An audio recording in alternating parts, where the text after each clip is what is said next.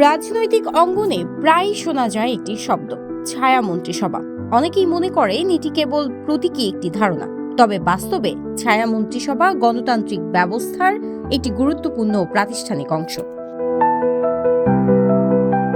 ছায়া মন্ত্রিসভা হলো বিরোধী দলের গঠিত একটি বিকল্প মন্ত্রিসভা কাঠামো। সরকারের যেসব মন্ত্রণালয় রয়েছে, অর্থ, স্বরাষ্ট্র, পররাষ্ট্র, শিক্ষা কিংবা স্বাস্থ্য, প্রতিটি বিপরীতে বিরোধী দল একজন করে দায়িত্বপ্রাপ্ত নেতা মনোনীত করে। এদের বলা হয় ছায়ামন্ত্রী।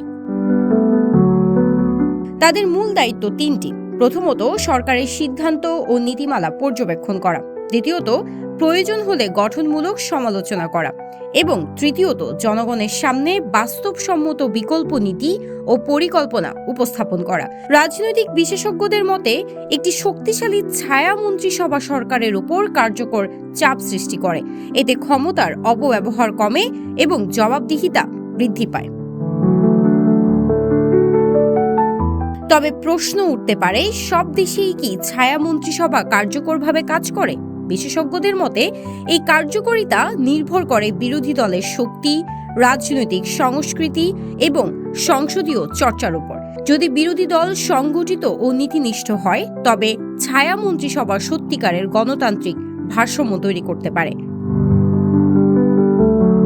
সবশেষে বলা যায়, ছায়া মন্ত্রিসভা কেবল একটি রাজনৈতিক শব্দ নয়, এটি হলো ক্ষমতার ভারসাম্য রক্ষার একটি প্রাতিষ্ঠানিক পদ্ধতি। একটি সুস্থ গণতন্ত্রের সরকারের পাশাপাশি শক্তিশালী ও দায়িত্বশীল বিরোধী দলও সমানভাবে গুরুত্বপূর্ণ।